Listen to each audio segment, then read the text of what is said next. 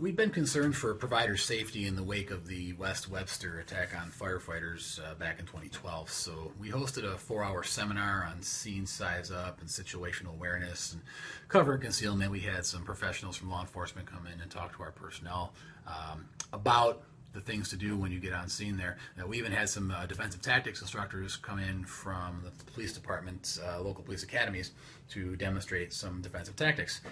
But as an educator, I knew that what they were getting from the lectures was important, but without that psychomotor component of how to actually defend yourself, they were missing out on an important part of being safe on scene.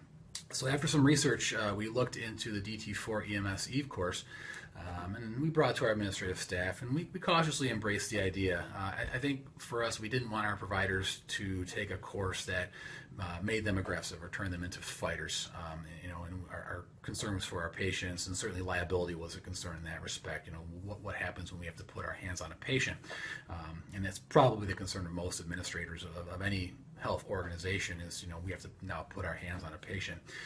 So we spent 5 days with Brett Piney from DT4EMS. He came in and did the instructor course for us, and I will tell you that our eyes were opened to many things. Assaults on providers are more prevalent than any of us had guessed.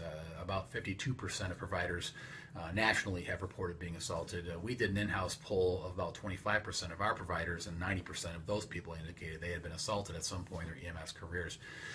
We learned a lot about those assaults and about the long-term and short-term effects on providers who are victims. In most cases, the long-term psychological drawbacks are much worse than the actual bruises and breaks themselves. Having to come in every day on the job and then be scared because of something that's happened to you in the past, it can ruin your career even if you aren't seriously injured. I think, at least for me, the 5-day instructor class really showed how to wrap scene safety together neatly with a reasonable use of force. There's a great focus in EVE on avoiding use of force whenever possible, but when use of force is unavoidable and we're being attacked, how do we use that force reasonably? What is our best chance to defend ourselves in court if we find ourselves the victims of an attack and we have to use force to escape from that attack? Learning about the legal aspects of the use of force in the class with the focus on that term reasonable really allayed some of our liability concerns. That, along with the emphasis on not on beating the attacker per se, but in simply refusing to lose and using force only to escape and get off scene and get to a safe area, really makes the EVE course very appropriate for what we're doing. We're not looking to be martial arts fighters. We're not looking to beat somebody up. We're just trying to defend ourselves and escape and get away, in whatever way we can that's reasonable.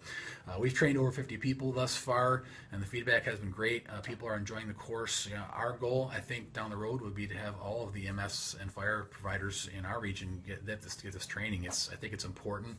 We are facing violent people occasionally. We go to scenes that we believe are safe, and we get there and find out that they're not.